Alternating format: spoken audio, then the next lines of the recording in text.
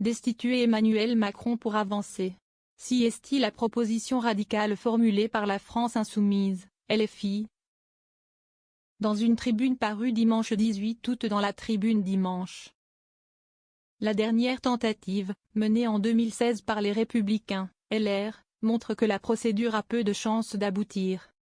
Mercredi 12 octobre 2016, un président ne devrait pas dire ça. Sort en librairie.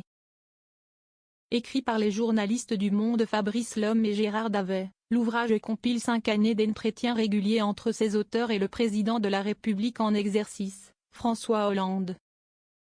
Comportant de nombreuses révélations, le livre fait l'effet d'une bombe sur la scène politique française. En particulier sur les sujets liés à la défense, réputés pour être opaques.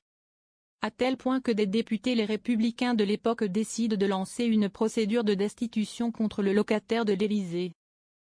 Jeudi 10 novembre, moins d'un mois après la parution des feuilles des journalistes, 78 députés de la formation de droite signent donc une proposition de destitution du chef de l'État émanant du député de Paris Pierre Lellouche. Selon eux, François Hollande a manqué au devoir de sa charge par des violations manifestes du secret défense. Sont reprochées la divulgation d'opérations aériennes, celle de l'exécution décidée par le chef de l'État lui-même de chefs djihadistes. Ou encore la découverte que la France payait pour la libération de ses otages. Une procédure rapidement stoppée en 2016. Précisée en novembre 2014 par la loi organique N-2014-1392 portant application de l'article 68 de la Constitution. La procédure de destitution est compliquée à mettre en œuvre et n'a jamais abouti sous la Ve République. Première étape, le texte doit émaner et être signé par au moins 1/10 des membres de l'Assemblée dont elle est issue. Soit 58 députés dans le cas de l'Assemblée nationale et 35 sénateurs dans celui de la Chambre haute. Un quorum facilement atteint par LR en 2016, qui constitue alors la première opposition au gouvernement socialiste. Aux 79 signatures initiales se sont ajoutées 73 autres, pour un total de 152.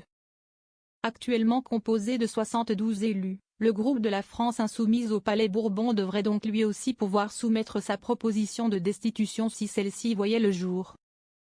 Ensuite, le texte doit être reçu par le bureau de l'Assemblée nationale, présidé en 2016 par le socialiste Claude Bartolone.